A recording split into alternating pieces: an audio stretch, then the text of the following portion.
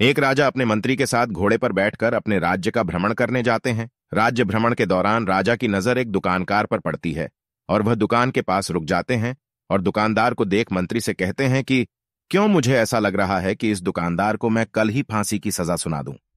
पता नहीं क्यों इसे देख मुझे इसे मृत्युदंड देने की इच्छा हो रही है। इतना कहते ही राजा वहां से अकेला ही चले जाते हैं और मंत्री उनसे इसका कारण भी नहीं पूछ पाते। अगले दिन मंत्री अपना भेष बदलकर दुकानदार के पास साधारण मनुष्य की तरह जाते हैं। वह दुकानदार चंदन की लकड़ियां बेचता था। मंत्री दुकानदार से इधर उधर की बात कर उससे काम और हाल चाल पूछते हैं।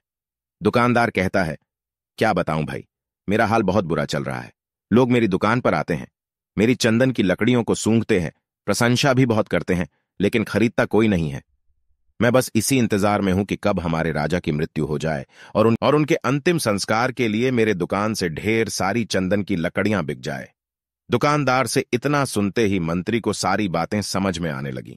वह समझ गए कि आखिर क्यों राजा के मन में इस दुकानदार के प्रति नकारात्मक विचार थे। मंत्री ने दुकानदार की बात सुन उससे थोड़ी चंदन की लकड़ियां खरीद लीं।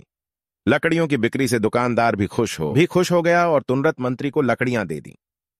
राजा के पास पहुंचकर मंत्री ने उनके कहा कि आप जिस दुकानदार को मृत्युदंड देने की सोच रहे थे, उसने आपके लिए भेंट स्वरूप चंदन की लकड़ियां भेजी है। यह सुनते ही राजा खुश हो गए और सोचने लगे कि बेवजह में उस बेचारे दुकानदार के बारे में बुरा सोच रहा था। राजा ने मंत्री से चंदन की लकड़ियां लेकर सूंघी, जिससे बहुत ही अच्छी सुगंध आ रही थी। क्या है कर्म। राजा दुकानदार की लकड़ियों से खुश होकर उसके लिए कुछ सोने के सिक्के भिजवाता है। अगले दिन मंत्री दुकानदार के पास जाकर कहते हैं कि ये सिक्के तुम्हें राजा ने भेंट स्वरूप दिए हैं। दुकानदार सोने के सिक्के पाकर खुश हो जाता है और मन में सोचता है कि मैं कितना गलत था जो राजा की मृत्यु के बारे में सोचता था। वह तो कितने दयालु हैं। गौतम बुद्ध कहानी को समाप्त करते हुए शिष्य से कहते हैं, हमारे काम, भावनाएं और विचार ही हमारे कर्म हैं।